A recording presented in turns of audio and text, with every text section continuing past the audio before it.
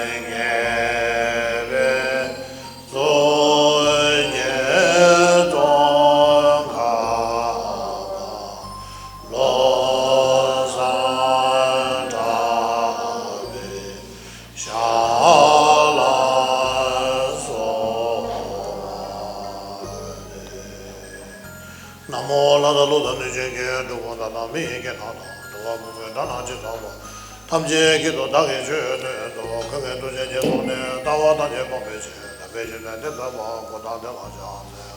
내가 이제 저게 맞아자 저게 먼저 그 사주데 이제 집에 일하지 뭐해 배대대대도 이제 완전히 라마리 뭐지 다게 니가 배배대 줄라 가디 집에 오는지 고소도게 모두제도 Өнөөдөр та бүхэнтэй уулзч байгаадаа маш их баяртай.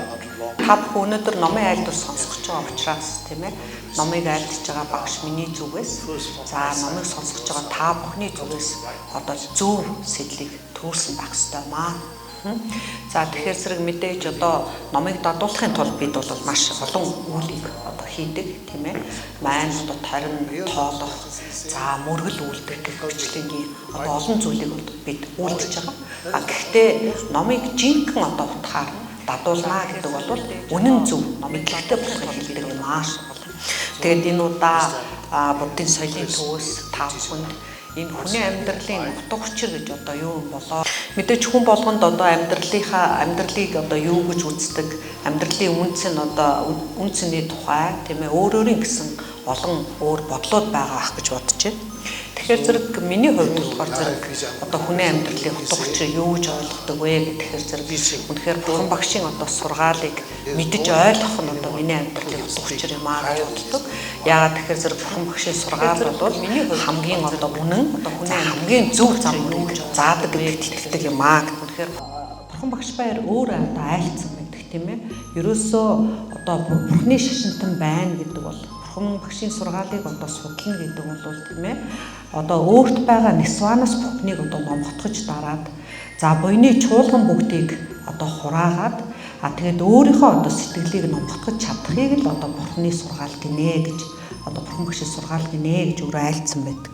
Хүний амьдралын үнц нь утга учир юу юм бэ гэдгийг ойлгохын тулд үнэн гэж юу юм бэ гэдгийг одоо заашгүй ойлгох хэрэгтэй болно. Тэгэхээр зэрэг мэдээж одоо маш олон бэлгаач тийм ээ өөрийнхөө одоо оюун ухааныг одоо хөгжүүлж ирсэн тэр гэгээтнүүд энэ хүний амьдралын утга учир гэж юу юм ер нь хүний амьдралын хамгийн том асуудал бэрхшээл нь юу юм бэ гэдэг талаар одоо мэтгэлцэж тийм ээ тэрэн дээр ном харилцаж ирсэн байна. За тэгээд ер нь бол энэ ядуурл гэдэг чинь одоо хүний хамгийн их том асуудал юм биш үү гэсэн бас ийм санаанууд гарч ижээ. За мэдээж энэс ингээд аваад үзэх юм бол хүн одоо тийм ээ ядуу нарчиг амьдрал гэдэг бол маш их хэцүү. Энэ асуудал бэрхшээл мөн үү? Гэхдээ хүний амьдралын хамгийн одоо зовлонтой бэрхшээлтэй асуудал энэ мөн үү гэвэл одоо бас биш юм аа. За хэрвээ хүний амьдралын одоо хамгийн хэцүү бэрх асуудал нь ядуурл одоо энэ дарчиг байдал юм аа гэж хэрвээ бид нар авч үзэх юм бол тийм ээ хүний амьдралын тэгвэл утга учир юу юм бэ гэд харгалзуулаад үзэхээр зэрэг мэдээж тийм ээ материал гэд зүйлтэй байх тавтаа тухтаа одоо амьдрах гэсэн ийм зүйл болно үстэй. Тийм учраас хүмүүс одоо цаг хугацаа гэдэг чинь мөнгө шүү дээ гэж одоо ярьцгаадаг тийм ээ. Яагаад гэвэл ил өглөгтэй байх, мөнгө төрөлтэй байх нь тэр хүмүүсийн хувьд одоо хамгийн чухал зүйл болох нэ. Гэтэл одоо хүний амьдралын хамгийн гол зүйл нь тийм ээ асуудал бэрхшээл нь ядуу тэр одоо дарчиг тийм ээ ядуу зүйл байх юм бол тэгвэл одоо бусад одоо материаллык байдлаараа маш одоо хөгжсөн орнуудыг аваад үзье тийм ээ. Эсвэл материаллык одоо эд хөрөнгөтэй байгаа хүнийг ингээд аваад үзье. Тэр хүмүүс үнэхээр аз жаргалтай байна уу? Тэгэхээр хүн төрөлхтний туршлагаас ингээд аваад үзэх юм бол тийм ээ ганцхан одоо ядуу байх гэдэг чинь хамгийн гол асуудал биш юм байна. Түүнээс тэрний хажуугаар тийм ээ сэтгэл санааны хувьд тавгүй байх, сэтгэл санаагаар унах гэсэн ийм том асуудлууд гарч ирж штэ. За тийм учраас одоо бизнесийн одоо хүрээнийхэнч бай тийм ээ. За шинжлэх ухааны одоо салбарынхэнч бай. Хүн төрөлхтний зовлон бэрхшээлийг одоо шийдвэрлэж байгаа арга зам маань зөв биш байна гэдгийг одоо өнөөдөр ухаарч байна тийм ээ. Зөвхөн одоо бид нар материалдық хөгжил дэвшний төлөө яваад хүн аз жаргалтай болчдөг байсан бол ийм аз жаргалтай болох боломж одоо байна. Гэтэл маш олон асуудлууд бидний амьдралд байна. За маш олон шинжлэх ухааны салбарын одоо нэртэй алдартай хүмүүсийг та бүхэн мэднэ. Түүн дотроос нэлээ одоо хүн төрөлхтний хувьд их чухал гэж үздэг нэг эрдэмтэн бол Эйнштейн гэдэг хүн байж тийм ээ.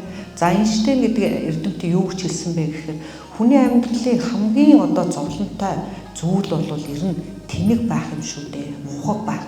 аливаа юм мэдэхгүй байх ч хамгийн одоо том асуудал байна гэж хэлсэн байдаг. Тэгээд Эйнштейн цааш нь ингээд юу гэж хэлсэн бэ гэхлээр зэрэг том далайг хэмжиж бол би чадах байхаа гэж тийм ээ. А хүний тэр тэнэглэл хэмжинэ гэдэг бол би барахгүй гэж одоо бас хэлж байсан. За энэ бол үнний өсвтэй юм аа. За тэгээд буддизм ч гэсэн яг ийм мэдлэгийн одоо сургаал ишлэл бол одоо бас байдаг тийм ээ. Дэлхийн ертөнцийн одоо хумхийн тоосыг тоолыг юуч хэмжээг юу хэмжиж болно. А хүний мунхыг одоо хэмжинэ гэдэг хэмжиж чадна гэж бол барахгүй маа гэж. За тийм учраас энэ бэлэг бэлгүүнгүйгээр тийм ээ аливаа зүйлийг одоо таньж мэдж ингэж чадахгүй хүн өөрийнхөө амьдралыг өнгөрөөх юм бол маш том одоо тэр мунхаглалын одоо тэр далайд одоо живэх тэр түүнээсээ болж одоо зовох ийм асуудал одоо биднэрт тулгарх юм аа гэж. Энэ мэдлэгтэй болох аливаа зүйлийг одоо таньж мэдэх тийм ээ тэр бэлэг бэлгүүнээ одоо хөгжүүлэх гэдэг нь хамгийн чухал одоо дадлаг гарын авалга нь болж идэг юм аа гэж. Хэрвээ та ухаантай болох тусам тийм ээ аливаа зүйлийг одоо таньж мэдэх тусам таны өөрийн сэтгэлгээ таны өөрийн хандлага илүү эерэг одоо зөв болж эхэлдэг. За тэгээд ер нь одоо Бурят, Монгол гэх тийм ээ олон одоо буддист тэр зам мөрөөр явж байгаа одоо хүмүүсийг харж байхад одоо Умааны Бадмихум гэдэг таринаа уншаад байгаа боловч тийм ээ тэр өөрийнхөө сэтгэл зүрхтэй тэр өөрийн сэтгэлийг одоо илүү ухаалаг болгох тэр муухаас хагацах тэр үүлээ бол одоо сайтар хийхгүй байна. Тэр бол одоо бас сайн биш шүү гэж тийм ээ үр дүнтэй бол биш. Тэгэхээр зэрэг тарин унших нь одоо тусгүй гэж хэлж байгаа юм биш ээ гэж тийм ээ тарин уншилгүй яах. Гэхдээ бид нар ямар сэтгэлээр уншиж байна? Уншиж байгаа сэтгэл чинь зөв байна уу, эрүүл байна уу гэдгээс их юм хамаарна. Та зөв сэтгэлээр таринаа одоо уншиж өрн тоолж чадах юм бол тарины эд хүч бол улам хүчтэй болно. Ер нь бол буддизм таны одоо амьдралын цаашдын одоо төрлүүдийг чинь юугаар тодорхойлдог юм бэ гэхээр зэрэг энэ төрөлд ямар их эд баялаг хураав, ямар их одоо эд хүчтэй байв гэдгээр тодорхойлдог юм аа гэж тийм ээ. Та харин ямар зөв бодлуудыг өөртөө тарьж чадсан, ямар зөв бодлуудыг өөртөө төрүүлж чадсан юм бэ гэдгээр тодорхойлогдно гэж үздэг. Би одоо Москва хотод бол маш олон одоо хүмүүстэй бас уулздаг. Заримдаа тэр хүмүүсийг хараад би одоо энэ хүмүүсээс илүү одоо баян юм даа, миний амьдрал илүү баялаг юм даа гэж боддог. Яагаад гэвэл зэрэг миний бодол тийм ээ, миний сэтгэл илүү зөв. Маш олон одоо тийм ээ эд баялагтай, баян чинэлэг юм найз нар одоо байна. Тэр хүмүүстэй ингээд яриад ингээд үзэж хахад сэтгэлээрээ үнэхээр яг цуглуулсан эд баялаг шиг тийм одоо баян байж чадж гэнэ үү, баялаг байж чадж гэнэ үү гэхээр үнэхээр дутагдaltaй байдаг. Тэгэхээр зэрэг яавал тэгвэл өөрийнхөө одоо бодлыг бид сэтгэлийг илүү эрүүл тийм ээ илүү одоо баялаг болгох юм бэ гэдэг их чухал байна. За тэгэхээр зэрэг яг ийм баялаг болгохыг эрүүл болгохыг гэдэг чинь энэ буддизмын одоо энэ гүн ухааны одоо сургаал хэрэгтэй байдаг юм аа. За үүнийг одоо юу гэдэг догма зүгээр нэг тогтцсон үзэл гэж одоо бид нар бодож болохгүй. Энийг ойлгох тусам бид өөрийнхөө одоо сэтгэлийг зөв болгох шинжлэх ухааны одоо мэдлэгийг олж авч ийн гэсэн үг.